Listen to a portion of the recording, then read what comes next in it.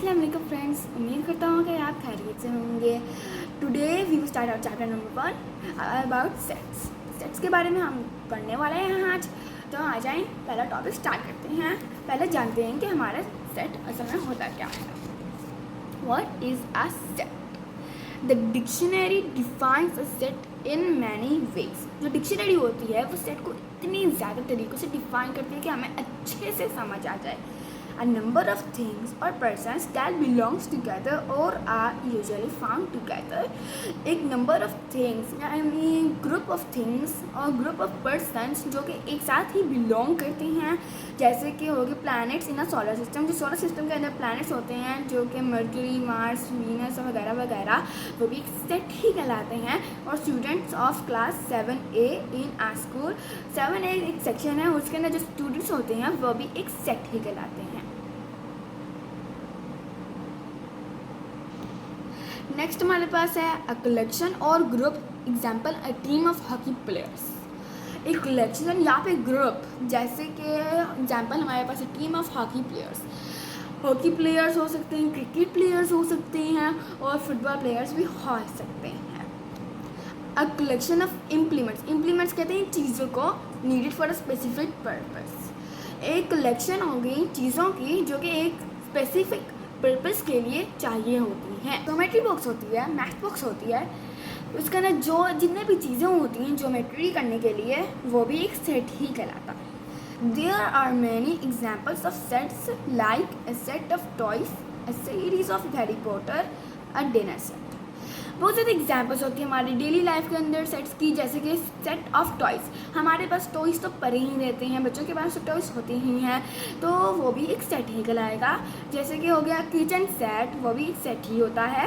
A series of Harry Potter. Harry Potter एक movie character है, उनकी भी बुक्स आती हैं, तो वो भी हमारी एक सीरीज़ कहलाएंगी जो कि एक सेट भी कहला सकता है। और डिनर सेट, बर्तन तो हर घर में होते हैं, तो उन बर्तन का एक डिनर सेट होता है, तो ये डिनर सेट भी एक सेट ही कहलाता है। But in mathematics a set is defined as a collection of well defined and distinct objects। लेकिन जो मैथ्स के अंदर सेट की डिफिनीशन होती है वो ये होती है कि वेल डिफाइंड और डिस्टिंक्ट ऑब्जेक्ट का कलेक्शन हो। वेल डिफाइंड मतलब बहुत अच्छे से, मतलब एक ही ग्रुप में ही हो। तो हम वेल डिफाइंड के बारे में अब जानते हैं कि वो असल में होता क्या है। In mathematics a set means well defined collection of objects. जो मैथ्स के अंदर होता है वो set well defined collection of objects होता है, एक ऑब्जेक्ट्स का वेल डिफाइंड कलेक्शन।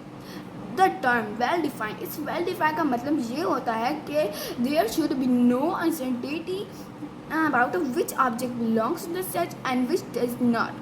ऐसा डाउट ना हो कि कौन सा ऑब्जेक्ट सेट में बिलोंग करे और कौन सा नहीं करे। Like a set of all letters of the English alphabet. English के अंदर जितने भी लेटर्स होते हैं A to Z, वह भी एक सेट कहलाता है और ये इसी सेट के अंदर आता है। ना ही 1 2 3 होती है, ना ही कुछ अलिफ बे भी होती है, सिर्फ अल्फ़ाबेट्स होते हैं। तो ये होगा हमारे पास वेल डिफाइंड सेट। उम्मीद करता हूँ कि आपका पहला टॉपिक अच्छे से मजा आ गई होगी। नेक्स्ट टॉपिक के बारे में हम जानते हैं पार्ट्स ऑफ द सेट। ये जो सेट होता है इसके भी पार्ट्स होते हैं, हर चीज़ के पार्ट्स होते हैं। तो आए इस सेट के पार्ट्स जानते हैं। Look at the given set. नीचे वो दिए गए हैं आपके अल्फ़ाबेट्स के सेट ABCD, तो इसके पार्ट्स होते हैं। आए जानते हैं कि कौन कौन से पार्ट्स होते हैं इसमें। एलिमेंट्स, ब्रेसेस मतलब ब्रैकेट्स और 3 dots at the and. Elements क्या होते हैं? हर ग्रुप का एक मेंबर होता है, तो सेट्स के अंदर भी मेंबर्स होते होंगे और इन्हीं मेंबर्स को एलिमेंट्स कहते हैं। जैसे कि आपने ऊपर दिया गया सेट देखा ही होगा, ये वाला, तो इसके अंदर जो A B C D हैं उन्हें कहते हैं एलिमेंट्स। ये होते हैं सेट के मेंबर्स, तो ये कहलाएंगे एलिमेंट्स। नेक्स्ट चलते हैं हमारे पास ब्रेसेस के। अब ब्रेसेस क्या होते हैं? The braces are also called curly brackets. Curly brackets का मतलब ये जो है हमारे पास साइन, इन्हें कहते हैं हम ब्रेस। ये कर्ली ब्रैकेट्स होते हैं जो सेट के स्टार्टिंग में लगते हैं और एंडिंग में लगते हैं। आपने ज़रूरी नोटिस किया होगा इन्हीं ब्रैकेट्स को सेट में। तो ये जो ब्रैकेट्स होते हैं इनको ब्रेसेस कहते हैं। एंड देखते हैं कि ये ब्रैकेट्स कहाँ लगते हैं। आप ये सब देख ही सकते हैं। तो इसमें ये दोनों जो साइन होते हैं इनको कहते हैं हम braces. 3 dots. The 3 dots at the end means that the set is infinite या फिर infinite और the set never end. ये जो आप 3 dots देख रहे हैं इधर या फिर सेट के अंदर, इन्हीं डॉट्स का मतलब होता है कि जो सेट होता है वो इन्फिनिट मतलब कभी ख़त्म नहीं होता या फिर नेवर एंडिंग। आइए देखते हैं कि ये किधर लगते हैं। ये वाली जो जगह है 3 डॉट्स, आपको नज़र नहीं आया होगा इसलिए मैं डार्क कर दिया। ये जो 3 डॉट्स इधर लगते हैं एलिमेंट, लास्ट एलिमेंट के बाद। इसका मतलब होता है कि ये जो सेट होता है वो कभी नेवर एंड यानी इन्फिनिट है। ओके, उम्मीद करता हूँ कि आपको पार्ट्स ऑफ द सेट के बारे में भी जान गए होंगे, अंडरस्टूड कर दिए होंगे, समझ गए होंगे। तो आए नेक्स्ट लेसन के पास चलते हैं। हमने सेट्स के बारे में तो जान गए, लेकिन ये नहीं जाने कि सेट को असल में लिखा कैसे सकते हैं, लिख कैसे सकते हैं। तो आए जानते हैं कि how to write a set, हम सेट कैसे लिखते हैं। Sets are denoted using curly brackets और ब्रेसेस। आपने ब्रैकेट्स और ब्रेसेस के बारे में तो जान गए होंगे। ये सेट्स डिनोट कर ब्रैकेट्स और ब्रेसेस के थ्रू डिनोट करते हैं sets with their elements listed in between. ये हमारे पास हैं ब्रैकेट्स या फिर ब्रेसेस और इनके दरमियान होने चाहिए elements. Okay, ABC are called elements and these signs are called braces. The name of a set is written in capital letters. असल में सेट्स के भी नाम होते हैं, तो इनके बारे में हम बाद में जानेंगे। और मैं आपको ये भी बता देता हूँ कि जो नेम होते हैं वो कहाँ लगते हैं, ना ही ऊपर लगते हैं, ना ही नीचे, ना ही इस साइड पे। हम हमेशा नाम इधर ही राइट करते हैं, जैसे कि A हो गया। हम कोई भी नाम दे सकते हैं, यहाँ पे X भी आ सकता है, यहाँ पे B भी आ सकता है, यहाँ पे C भी आ सकता है, कोई भी देना चाहिए आप नाम वो दे सकते हैं। Every element in a set is separated by a comma. ये आप नीचे देख सकते हैं, इधर ये होते हैं कॉमास, आपको तो पता ही होगा। तो ये कॉमास इन सारे एलिमेंट्स को सेपरेट करने में हेल्प करते हैं। सेपरेट मतलब अलग करने में हेल्प करते हैं। हमारे पास अब एग्जाम्पल आ गई हैं। C is equals to a set of composite numbers. जो हमारे पास C नाम है सेट का, और सेट है हमारे पास set of composite number. Composite number का मतलब है जिनके पास फैक्टर्स हों 2 से ज़्यादा, जैसे कि होगी 4, 6, 8, 9, 10 एंड सॉन। सॉन का मतलब होता है इन्फिनिट, बहुत आगे जाने वाला, जिसे हम काउंट नहीं कर सकते। If the elements of a set are alphabets, अगर जो एलिमेंट्स हों सेट के अल्फ़ाबेट्स हों, then these elements are written in small letters.